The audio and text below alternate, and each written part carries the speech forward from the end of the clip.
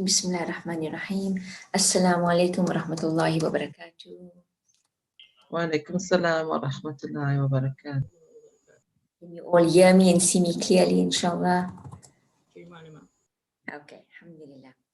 So, alhamdulillah, I'm so glad to be here with you all on a Friday morning, and inshallah, we're going to be starting. It's the first of 2 lessons that I have with you, and I'll do a little bit today and then continue next week, inshallah. And it's basically on personal development, personal growth, emotional intelligence, emotional transformation. So just to give you a bit of background, for those of you who haven't met me in the beginning of the year, my name is Shahana. I'm a social worker, but I have a private practice where I do life coaching and emotional healing and trauma release exercises, afya healing as well. So I combine the mind, body, soul continuum and allow and assist my clients to be able to see how they can benefit and balance that for you. So basically today I will be talking a little bit, sharing a slideshow with you and talking you through that. I like it to be as interactive as possible, inshallah. So please just feel free to stop me during the presentation if you want to, or you can hold questions to the end. I'll leave a few moments just to give us some time to be able to chat, for you to give me some reflection on what you've thought of, shared with you, and any questions from the inshallah. Okay, so I'm going to go onto my screen.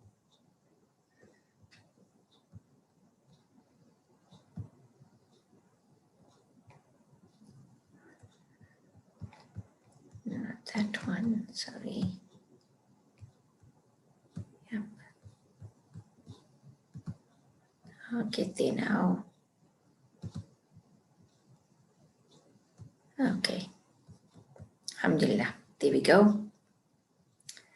Emotional development. And what I'm sharing with you here today is just to give you an outline of what it means, what it's all about. And basically, emotional development involves learning what feelings and emotions are. So there's definitely a difference between feelings and an emotion. You're understanding how and why they occur, recognizing your own feelings as well as those of others, and developing effective ways for managing those feelings. So basically what we'll be talking about is the feelings that we experience and the emotion that goes with it. They're very similar and they often can be mixed. And just to be able to work from it in a way of how we can understand it for ourselves. And we can, oh, you can't. Okay, sorry about that. I see there's a message about my email and not my slide. Let me go through that.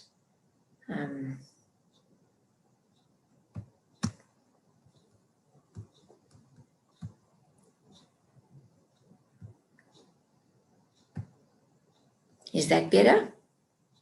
Can you see my slide now, not my email? Can somebody just give me a thumbs up, please? Yes, Malima. Okay, perfect. Jazakallah. Sorry about that. Alhamdulillah. Okay, so emotional development involves feelings and emotions, how and why they occur, recognizing that of yourself and of others. And very often in our communication style with people, in our interaction with other people as well as ourselves, we don't actually tap into that. We don't actually get a sense of what it is we're feeling. And when we don't have that in perspective, it actually doesn't help us and it doesn't guide us to how we understand people's behavior. So I'll speak about that a little later to show you the difference between the behavior that you're witnessing and what you're seeing from people, and then the emotion that goes with it that's prior to the behavior. Okay. So if feelings could talk, sadness might be telling you that you need to cry. Loneliness might be telling you that you need connection. Shame might be telling you that you need self-compassion. Resentment is quite a deep feeling. That may be telling you that you need to forgive. You may not be ready to, but if that's what it says.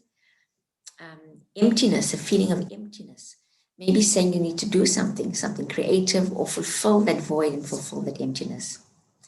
Anger, and there's various degrees of anger that we experience, but often we don't have enough of the vocabulary to be able to express that fully. Then it may just be saying, checking in with your boundaries, assess what's happening, who has overstepped, who has actually hurt you in a way that brought about a very burning sensation within your body. Anger may be telling you that you need to breathe.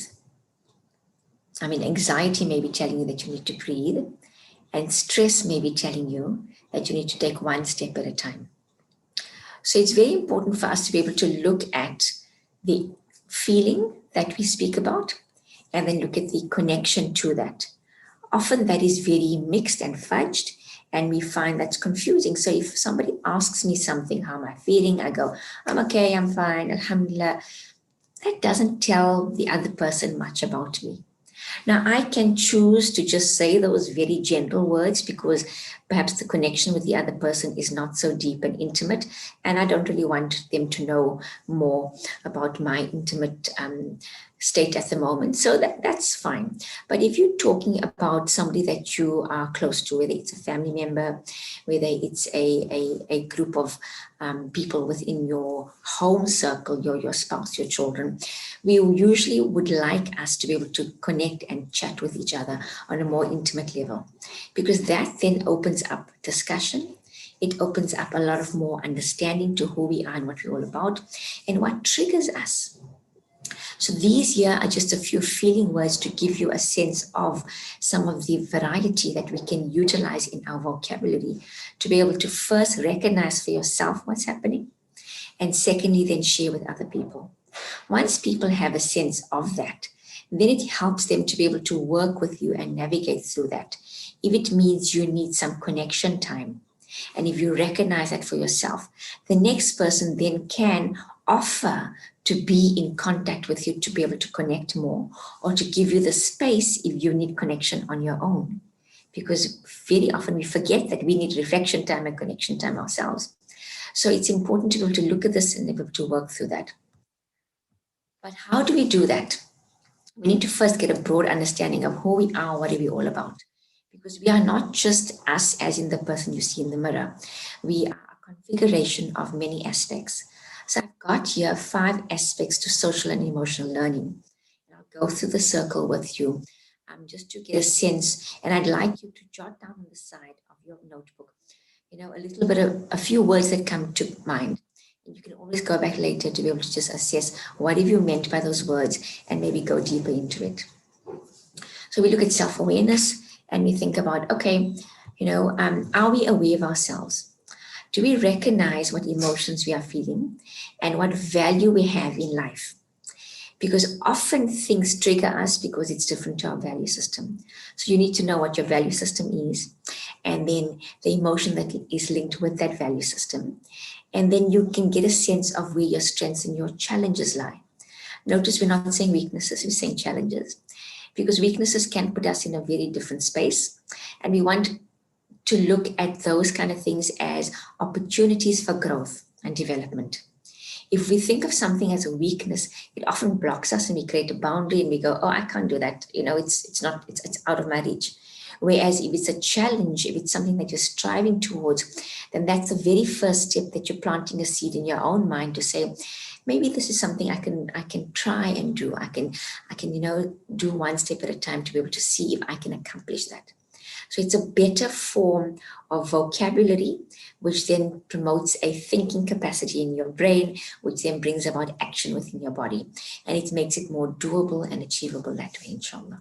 So that's self-awareness in a nutshell. Then we go down to the green one, and it's about responsibility.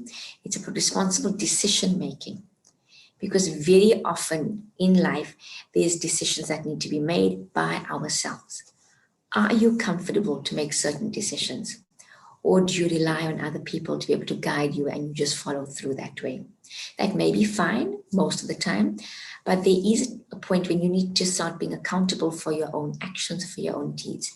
And we know, alhamdulillah, as Muslims, we return to Allah within our own selves and our own state, meaning we present ourselves to our Creator, and it's us and our actions that work through from them. So we need to figure out again, what is the the ethical decision to make. What is more effective and constructive for me? What decisions that I need to make impact my personal life, my social life, my family life? You ladies have done a bit of Stephen Covey, and he talks about, the internal forces and the external forces that come within. And we need to look at that. How do we present ourselves in that? But it only comes through when you are aware of yourself, who you are, what you're all about, and what you stand for. And that will be able to enable you to be able to make decisions in a more responsible way, understanding there are consequences to your decisions. So our decision making is not always perfect, and alhamdulillah, that's part of growth, because that helps us to be able to learn from our mistakes and to rectify that so that we can improve and become better people later on. That is also part of self-awareness. So they are all linked one to the other. Relationship skills, the first blue little wedge over there talks about how do you interact with other people? What is the relationship of yourself with yourself first and then with others? Do you find that you operate a lot better on your own in isolation? And alhamdulillah, that's fine. But sometimes you need to operate in a team. Are you managing with that? Are you able to assess what your personality style is, what your temperament is? And there's a difference between personality and temperament. And then that of other people. And if it's someone that is in opposition to you, are you in conflict often? Are you quite feisty and you just don't like the kind of interaction that you have with the other person? Or have you learned, or are you learning to become more effective and manage your own behavior, manage your own style according to what is required of the team, if it's a team that you're working with? Remember, your family unit is the first team that you're working with.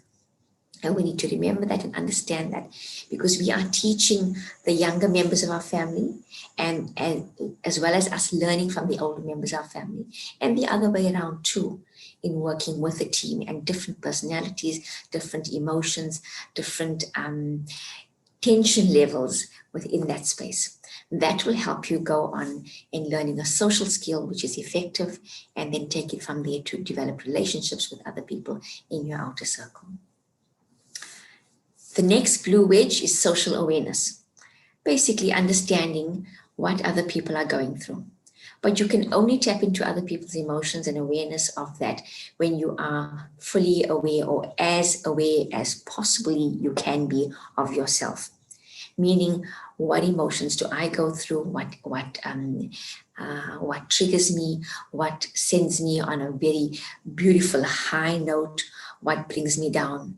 When you can tap into that for yourself, then you can have empathy for the other person. So sympathy and empathy are different. Sympathy is feeling sorry for the other, looking at them, looking at their situation and feeling, oh, I'm so sorry. I wish it could be different for you. And you stop there. But empathy goes a little deeper. It's almost like walking in their own shoes. It's stepping into their space, not taking on their emotion, but feeling it with them. And I'm sure you found that there are times when you are dissociated from somebody else and you hear their situation and think, oh, may Allah make it easy for you. But it doesn't impact you. Whereas someone else, on the other hand, you really get it within the depths of your heart. And that's what I'm talking about.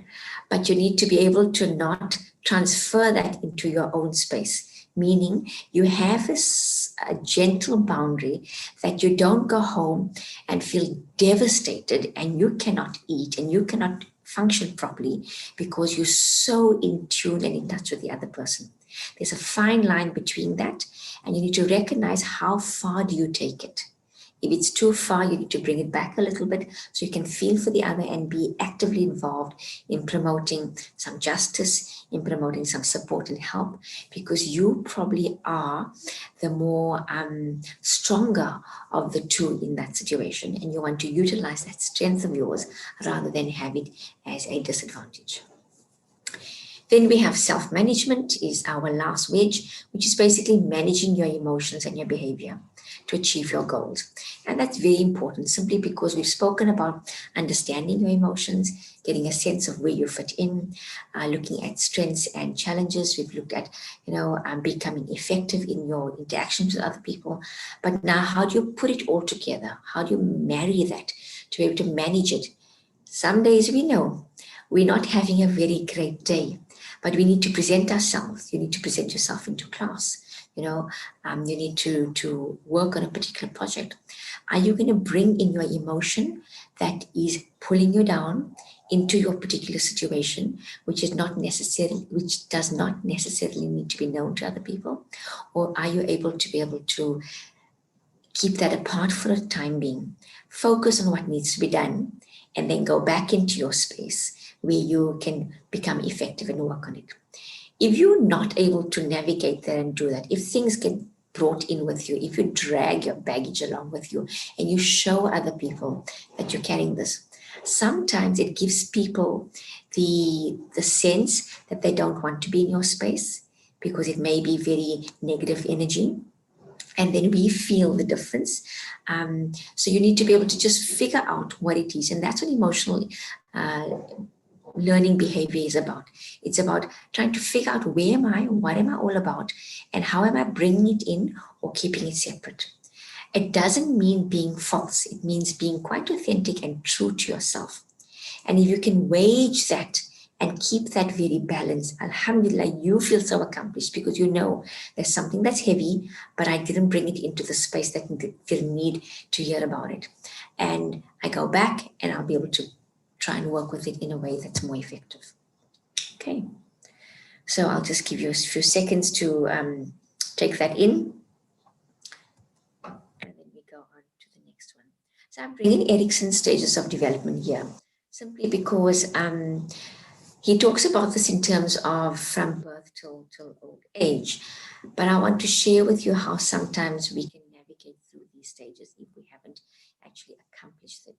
So if you haven't heard, Erikson is a psychologist and he's worked with these from infancy. And these he talks about us accomplishing these stages at certain ages of our life.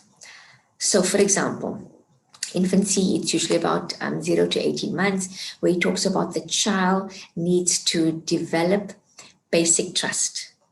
So why does he call it a crisis? Because there's trust and mistrust. It's the polarities, okay? The child learns this through interacting with their caregivers, be it the parents or whoever else looks after them. Basically, child cries, parent comes and sees, okay, are you wet? Are you hungry? Do you need a cuddle? And sees to that need of the child. If the child's need at that stage does not get fulfilled, they don't develop trust, they develop mistrust. So that's why it's a crisis. And the idea is the virtue that wants to be accomplished, which means what do you want the child to learn, to take with them as a value in long term, is hope. So if the child knows subconsciously that when I cry, my needs are being seen to, and then it gives me hope, which is developed, which is a skill that's developed for the future, which is something that I need. So this is all done very subconsciously within the child's brain and subconsciously in terms of our response to the child. But these are the things that need to be established to be able to create more wholesome of a person. Now, it's very ideal because we know we're living in a time, perhaps not in your home or your environment, not even very much in your circle of friends. Maybe you do know people that have found that the child does not get that basic trust developed. We think about the extreme of abusive homes, and children are being left to cry and not seen to. That child's developing mistrust. And that hope, the virtue of hope that we want to establish, is not fully there. And it plays out later in life. Maybe early teenagehood, maybe late adulthood, whatever else, it plays out because that foundation has not been developed. So that's why I'm talking you through this, just to see if things have come up for you or for other people that you know. Go back to these and look at their history, look at how they were influenced, look at how their needs were met or not met. And that could give you an understanding of where the gap needs to be filled. And it's never too late to go back and try and fill that gap and try and establish something that's more regular and more solid for the person. So in early childhood, he talks about the crisis being autonomy versus shame. Basically what that means is the little toddler is developing, trying to do things, very active. Look at me, I can jump on one leg, and oh, I know how to write an A, and I know. So very much accomplishing things in life. And what the child wants is to be recognized and acknowledged. If the child does not get that, if the child gets the comparison to somebody else or another age category, the child develops shame within themselves. And then it tells us that the virtue of will, the willingness to do, the feeling of accomplishment is not as strong as it is that way. We move on from there to the preschool age, where it's initiative versus guilt. What we talk about there is basically this child wants to try new things. I see my friend doing something, let me see if I can do it. They don't have the concept of where their abilities are, where their strengths lie, where their challenges or disadvantages lie. Children at that age are beautiful, alhamdulillah, because they just step out into the world and they just want to try things. They want to try new things. They want to be adventurous. Everything looks like an opportunity for growth and opportunity for them to establish themselves. And we need to allow that initiative to go through. Very often, people would say, oh, no, you can't do this because you're so short, you'll never reach that goal. The child hasn't thought about it in that way. The child just thinks, oh, this is exciting and I want to see how high I can jump. But we put them down. And we need to be aware of this because we are stagnating the virtue of purpose. Purpose meaning the child is not given the opportunity to try and develop something where they can accomplish. And often if this is not established, later on in life, you get this teenager, this early adult personality who just feels, this is not for me. And then somebody tries to edge them on, try it out. You never know if you have the ability, but if this stage has not been fulfilled completely, that teenager may find it very, very difficult, or the early adult may find it very, very difficult to try something with vigor and excitement. Then we look at the school-going age, so very much your middle primary school till the end of primary school, where it's industry versus inferiority. So they become industrious. They want to do things. They want to establish things. They want to take on more. The more they can do, the faster they can do it, the more they can feel accomplished. There's a lot of competition. There's a lot of establishing their physical being and their strength within their physical nature, as well as just finding a way to just move beyond not feeling like they are in the back burner of things.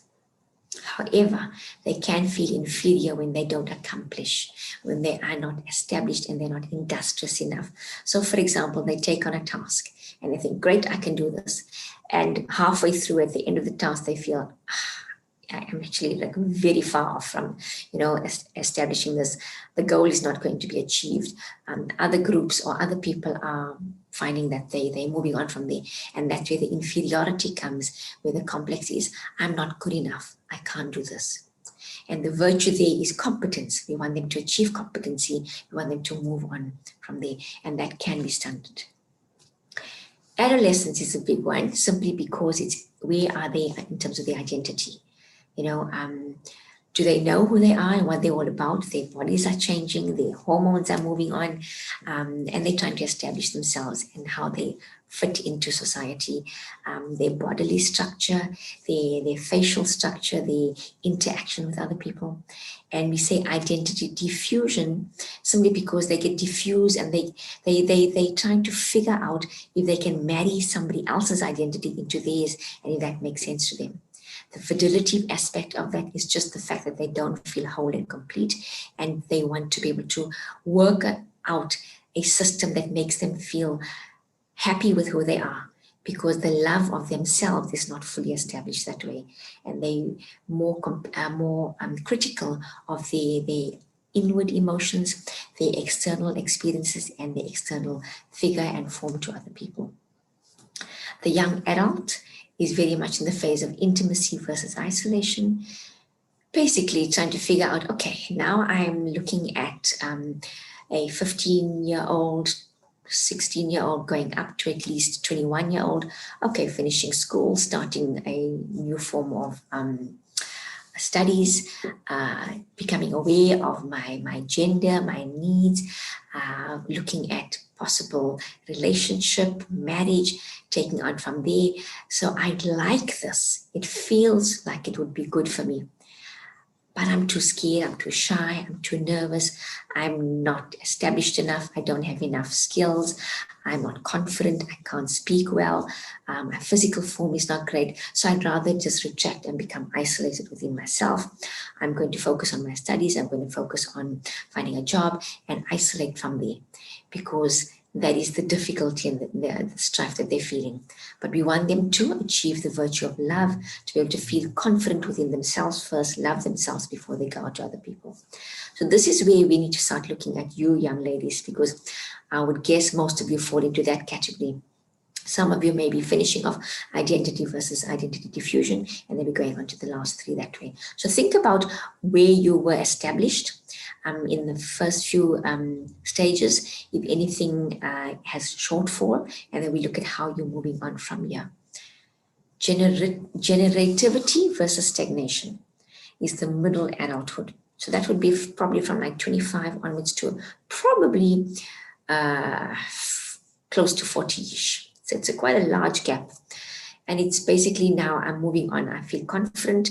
I know who I am. I know what I can do. I want to go there and establish things. I've got hopefully a family that I have of my own or not. I've established myself as an independent person and I'm happy within that space. I can accomplish things in the work environment, studies or whatever else I was involved in is coming to an end, or I've fulfilled that. And I'm moving on and I'm growing and I'm just becoming a whole human being, interacting with the world. I'm not afraid of what the world has to offer. And I feel my esteem is raising. And then there comes a point of what more? And that's where the stagnation comes in. Have I achieved everything I wanted to? Am I feeling blocked? Do I feel my responsibilities are holding me back? Do I feel I want to take on further? Some of you ladies are probably in, the phase of you have families and now you wanted to grow and develop further in your Islamic studies, and that's where you are here now. Some may feel their work environment has stagnated. They've got to a point where you're happy, you've established, but you want more of life. And that's where you've come into this space to be able to get the beauty and the virtue of this. And that's why care is important, because you're caring for yourself. You're not just looking after others, but you're looking after your own needs and taking care of that. And that virtue is so important, because you're looking at your life after your life and you're looking at how you can care for that and establish that differently. And the last one is in the mature ages, and really, 40 plus, 50 plus, whatever age you want it to be in terms of maturity ages. We look at your ego integrity versus despair. Basically meaning, how am I feeling in terms of me as myself? Am I feeling that I'm a person of integrity, of honor, of respect, of virtue? Have I established everything wholeheartedly, fully for me as an individual? Or do I feel despair because, oh my goodness, I've reached this phase of my life and I haven't done much. I still don't know who I am. I'm grappling with life. Some of us have ended relationships. Some of us have had children who are moving on, and the nest is becoming sparse and we're feeling that empty nest syndrome. And then there's this despair of, what do I do now? I've always done this. I've always been there for my family. I've always done this in my work environment. Now what am I going to do? And the virtue there we want is wisdom, simply because no matter what your life has taken, no matter what road you've taken, whether it's been rocky or very comfortably moving up and down, and you've established yourself. There's wisdom behind your experience, and we want you to tap into the wisdom. We want you to tap into the virtue of that. We want you to tap into all of those virtues that we talk about, simply because there has been growth. You just need to be able to see that as an opportunity and know that every stage of your life, no matter what you've been through and how good or not so good it's been for you, the wisdom in forgiving, the wisdom in being grateful for our experiences, alhamdulillah, because definitely Allah's placed us in that opportunity for a reason. The wisdom in knowing that it's never the end, and you can take on from today and make that your new tomorrow. So take the step forward to make a difference in your life. Alhamdulillah. Okay, so I'm getting some water. I've spoken quite a bit. Are there any questions before I go on to the next slide? Does anybody want to bring up anything?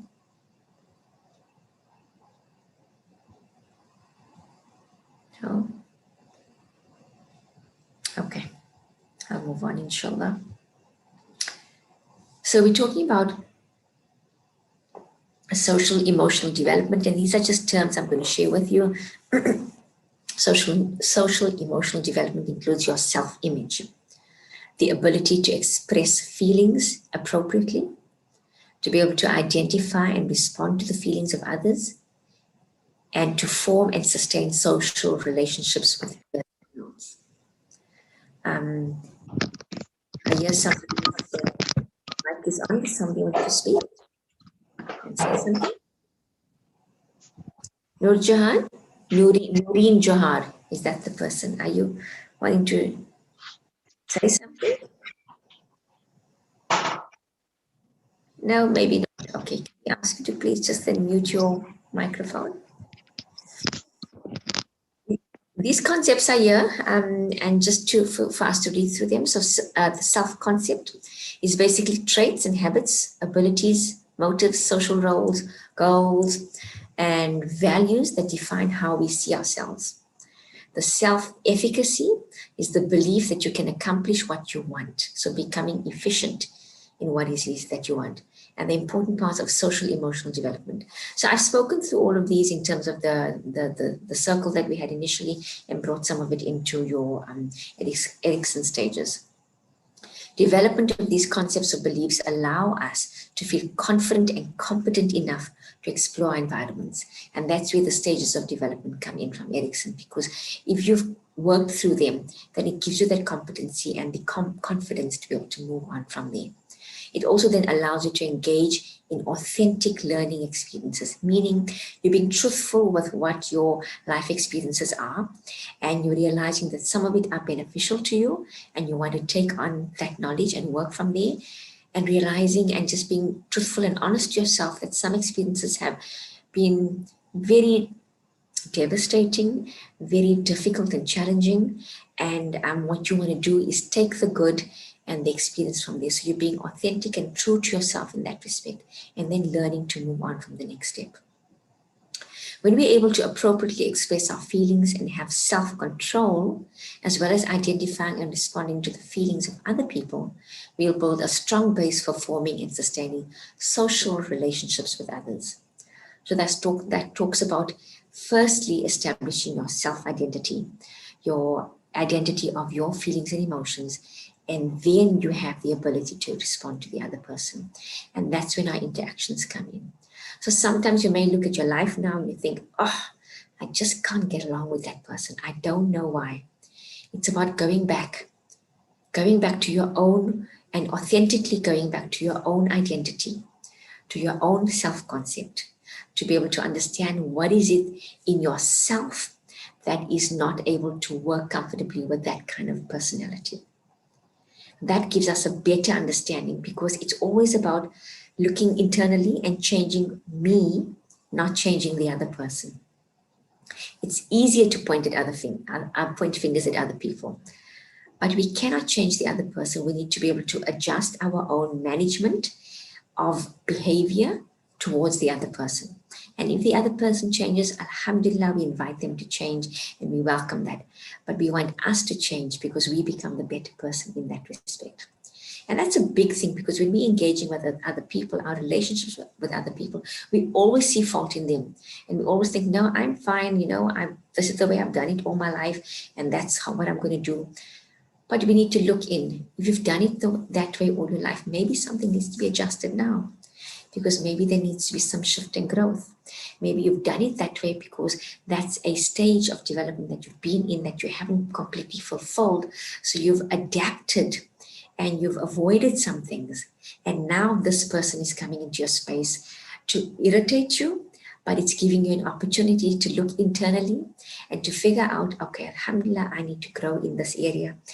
If it's something that is not good for me, Ya Allah, please allow me to be able to be comfortable with understanding that it's not me as a person, but it's a behavior pattern that I need to look at and work on from there. Remember, we're talking about behavior patterns, not you. We never judge people. We look at their behavior that's acceptable or not acceptable to us. And that's the key for social relationships. So the development of these skills or lack of these skills has a strong influence on social development and relationships from childhood to adulthood. So it's a big one. And that's why we need to look at our development. And the Adolescence stages really just helps you figure out where in my life have I needed to adjust things differently. Where in my life have things become difficult for me. And we've had this experience. Parents got divorced, so, I lost a loved one, we moved house, we moved city, and I needed to just adjust. New baby was born, and I coped that way. But now in my adult life, I realized that coping mechanism may not have been the most effective for me. Okay, so it's a lot of thinking and reflecting that I'm asking you to do. I'm asking you to just consider your life, and that will give you an understanding or a beneficial, effective engagement with where you are today. Alhamdulillah. Okay, so this is a little exercise I'd like you to do in terms of wheel of life, and just looking at those 6 areas. I'm going to mention them briefly, not go through them in detail, but I'd like you to look at each of them from a scale of 0 to 10 and rate yourself. So basically financial and career-wise. Now in this present moment in life, where are you in terms of that? 0 to 10, don't judge yourself, just be honest. You don't have to share this with anybody, but just rate yourself. Then looking at your mental and your educational state. So your mental state, your emotional state, and your educational level. So you can look at educational from your academic, your schooling, educational and university, or you can look at your Islamic life and the educational level there, 0 to 10. Then your physical and your health. So that's your eating, your exercise, your nutrition, your water intake, your engaging with the outside world and nature. Just look at that on a scale of 0 to 10. Social and cultural, that may be a little tricky because obviously with the pandemic and lockdown, some of our social engagements have gone haywire and have been very adapted. So it may be very much lower than it normally is. And that's okay. Some of you may be starting to engage a little bit more socially. Some of you may not. So if this is a bit low for now, that's fine. Spiritual and ethical. So looking at it yourself now, not from the Islamic educational point of view of the light blue wedge, but this one here looking at your internal spiritual level. We're coming up to Ramadan, so inshallah that will be increasing. But where are you now? And ethically, simply because how do you operate your life? Do you operate it in alignment with your spiritual understanding? Do you engage fully? Or do you find that your life is operated a little differently from what your spiritual nature is requiring of you? And again, no judgment on there. This is for you. And then your family and home. What is your family life at the moment like? Your home life. It may be very tricky from what it was previously, because again, with the pandemic, with the lockdown, you may have people still at home for quite a while, or for part of the week, and that may just have adjusted things for you.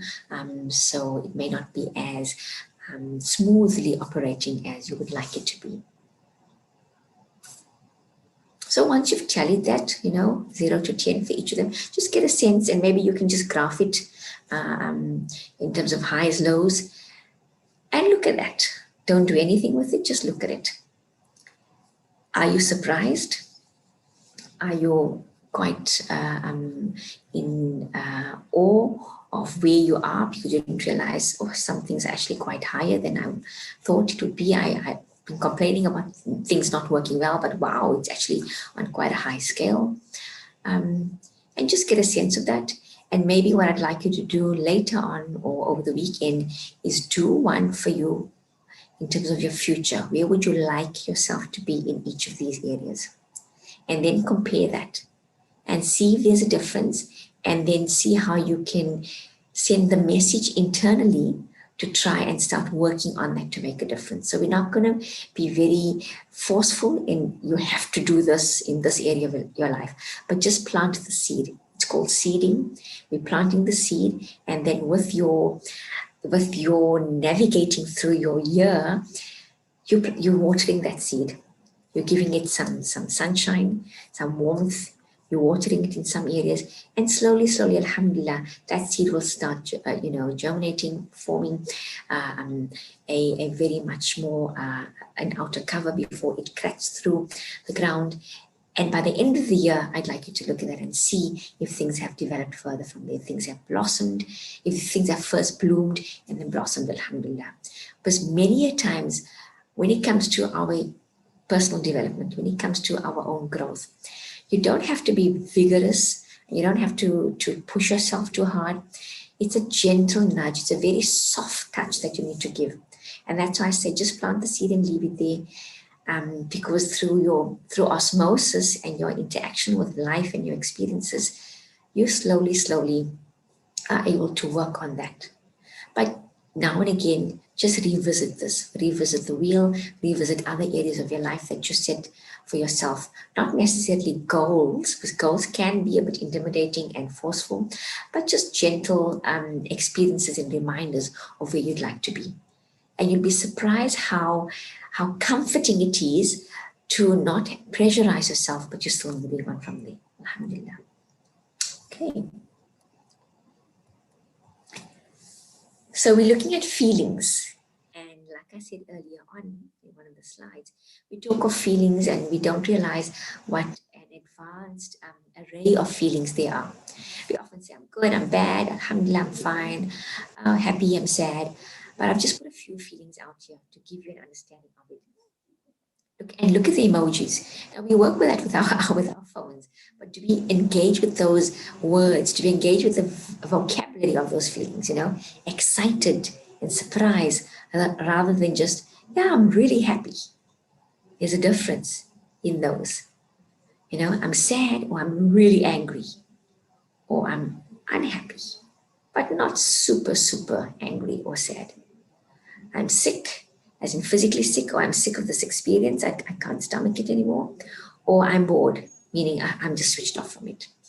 There's a variety of those, and I'd like you to just engage with that, because if you can start increasing your feeling vocabulary, it makes a difference to be able to tap into where your emotional state is. When you're able to tap into your emotional state, you're getting an understanding of your awareness of yourself. When you have an awareness of yourself, you're then able to convey that to other people. And then your behavior, which is a result of your feeling, can be understood and recognized better. So think about this. You have a child coming in from school, maybe a 14-year-old. So they in the adolescent stage, they're going through their own emotions. They don't like engaging with adults too much. They're very much peer-orientated. They're very much introverted, and they like to be isolated within themselves. You have the mood swings that come in and out. They're usually very hungry because they need to feed their bodies. So there's a lot that's happening to them. They want to sleep, and their routine has now been disrupted.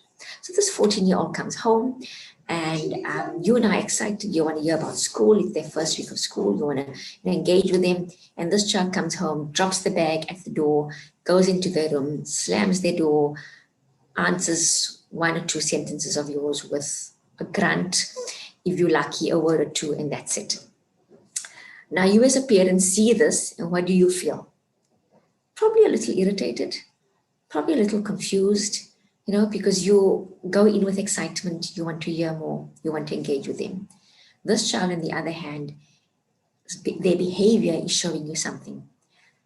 Sometimes, many a times, we react to that behavior. We decide I'm going in, what's this nonsense? Why is this child, I just asked some simple questions. Why aren't they answering me? And we go in and we poke at them. And we poke at them because we want answers. We want, what's wrong? What happened? Are you okay? Why are you so cross? I didn't do anything. What's this nonsense? Why are you walking into the house like this? That's not the way you behave. When you walk into the house, you greet, you answer, you speak to me. I don't like the banging of the door. And we go on a bit of a roll. And all this child wants is just, please leave me alone. I want to be quiet. I don't want to be with anybody right now. The child doesn't say that, but their behavior says a whole lot of other things. We as parents actually need to step back and figure out what is the feeling that brought on the behavior. So instead of just reacting to the behavior, we need to respond to the feeling that the child may have had. If we can do that, we are being emotionally competent, emotionally aware of our own self, not letting our irritation to the behavior that we see impact our interaction with the child. We take a step back and figure out, okay, something's happened with this child. So let me take a few seconds in my mind to backtrack and engage with the child in a more accommodating way, in a more reflective way, so that I can open up the door for conversation with them rather than close the door, which I've just done. So it's a very, very emotionally intelligent process that you need to go through. And it's something that you need to become aware of and work with. And you're going to make many mistakes. I've made many, many mistakes on that. But I've learned through the process. And then I've had to go back and say, I'm so sorry. I realize you need some time alone. And you know what? When you're ready, come out and lunch is on the table, and then we can chat further. I just gave the child the permission to be in their space. I've given myself the right to say I'm sorry, which I've taught them that they can say sorry too. And then I've taken a step back and allowed myself to calm down and not react to them. So it's a very big thing for us to be able to work through that. And then we will talk later, if not today, next week, on what you can say and how you can say what you need to the child. So there's a specific phrase that I'm going to teach you that will be the beginning of an engagement with the child, so that you can be able to feel a lot more comfortable and confident. Because many parents ask, what do I say? I don't know what to say. But before we say anything, we need to just be aware of, step back, and what is it that the child is feeling? What are they going through? So these are a few phrases that you can ask. Instead of saying, how are you? You can say things like, how have you been sleeping? What color is your heart today? What lies do you find yourself believing? How can I support you? What thoughts have been circling in your brain? What story are you telling yourself today? What are your top 3 feelings today? What have you done just for you today? So these are not specifically for that example that I've given you, they're just general, but see how beautiful and how specific they are. Instead of saying, how are you? Oh, I'm great, I'm fine. Alhamdulillah, I'm good. Oh, I can't complain. Things are okay. That doesn't tell us much about the person. But if you engage this way, you're asking for something very specific and detailed without interfering, and you're giving the person a sense of thinking in their own mind where they're at. So you allowing them to become more self-aware themselves, and then they can share with you and operate from there. It's a lot more gentle, it's a lot more comforting, it's very engaging, and it's very, very respectful of the other person. The other one is, we often say, like I said, I'm okay. What do we mean? So beneath the radar, beneath the waters, what do we mean? We mean I've shut down emotionally and I can't process. We mean I'm trying to get it all together and not fall apart. I don't want to burden you with my problems. I'm having difficulty finding joy at the moment. I don't feel safe or comfortable to self-disclose.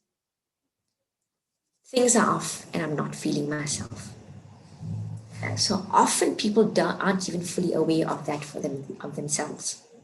So by you asking a more open-ended question, they are not just engaging in the closed-ended answer, but they're hopefully going deeper and trying to work through and figure out what it is that they are experiencing and feeling before they work, and they decide whether they're going to share with you or not. And whatever they share with you, alhamdulillah, that's what their choice is. But you leave the door and you want to open it rather than close it. So I'm going to stop there today because it's been quite a bit. And I'd like to open up the floor for discussion, and also just to allow us to be able to, get a sense of, start reflecting of how you interact with other people and what do you say automatically.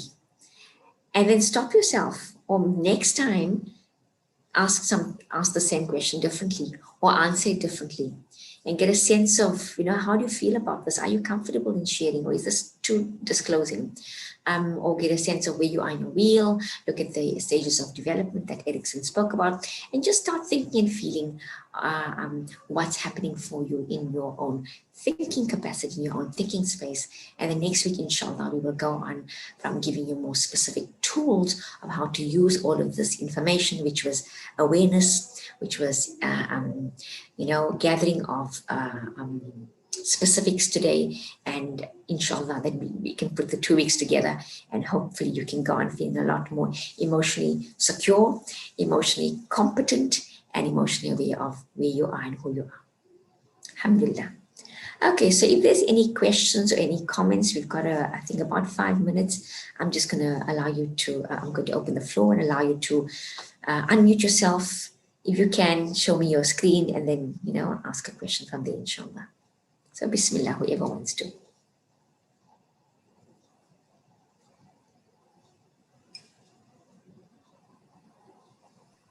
Assalamu alaikum. Alaikum assalam wa rahmatullah. Is that Ashika? Maaf? Who is that, Ashika? Yes, it's Ashika. So I believe you said something to the effect that you first need to become socially and self-aware in order to understand and empathize with people and relationship, or to sustain relationships. Mm. So how can you become more empathetic with people, especially if you were once upon a time an empathetic person and now you find yourself not being so empathetic anymore? Okay, that's quite a lovely question. It's a big question, Ashika. So I'm going to try and answer it in a concise way as possible. But we can always chat again, and next week you can bring it up again as well, inshallah. So basically what I'm hearing is that you were one type of person, you were quite empathic, and then experiences life, the relationship with the person, you became less empathic to them, right? Now you're wanting to know how can you go back to be empathic. So that will, we have to look at the relationship with, if you're talking about a particular person, we need to look at the relationship between you and them, whatever experiences you've encountered between that, and where the break has been. Because if you were empathic, which means you have that ability and you've lost it, it's not lost forever. but we need to look at the reasons why it's being lost, where you've actually feel that there was a break, where you feel that you were triggered to stop disclosing, to dissociate yourself, to numb yourself from that person or from that particular experience. And that's what happens, is that it just becomes numbed for a while, because the empathy is still there, but it's just, we need to, if you want to now engage with it, we need to undo what has blocked it first before we can go back to the empathy.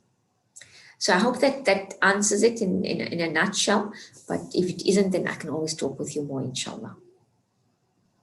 No problem. Shukran so much. One. Okay, I see there's 2 chats here. I'm going to go to that quickly. Alhamdulillah, never too old to learn, alhamdulillah. Walima really made me realize how I say, the way I say it could affect those around me, etc. Alhamdulillah. Yeah, that's what it is. It's about awareness, inshallah. And it's not about making us good or bad, right or wrong. We are who we are. We are engaging the way we're engaging because of various factors of our lives. And we need to be compassionate. You need to be kind to yourself, especially if you realize, oh, I could have done it differently. I could have said it differently. I could have, be more helpful, supportive. It's okay. There's always a time and a space to be able to work and navigate through that. And that's what these lessons are, to be able to just, highlight it for you and allow you the opportunity to feel safe and to give you tools next week, inshallah, to be able to make it work and more beneficial for you, inshallah. Shukran for those. Anybody else? I think we've got time for one more comment or question.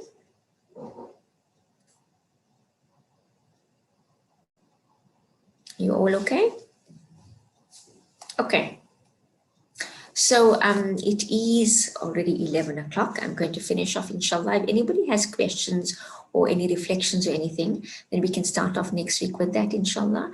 And if not, then you can just contact Marima Ni'ma and make an appointment with me. You do have 2 free sessions with me as part of your being as a Zahra student. And then we have a counseling session to be able to discuss that further, inshallah. But until next week, inshallah, have a good weekend. I'm going to recite Surah Al-Asr. A'udhu billahi minash shaitani rajim. Bismillahir Rahmanir Rahim. Wal Asr. إن الإنسان لفي خسر إلا الذين آمنوا وعملوا الصالحات وتواصوا بالحق وتواصوا بالصبر. Ameen ya Rabbal Alameen. Assalamu alaikum wa rahmatullahi wa barakatuh. Juma Mubarak to everybody and have a good weekend, inshallah. Wa alaikum assalam.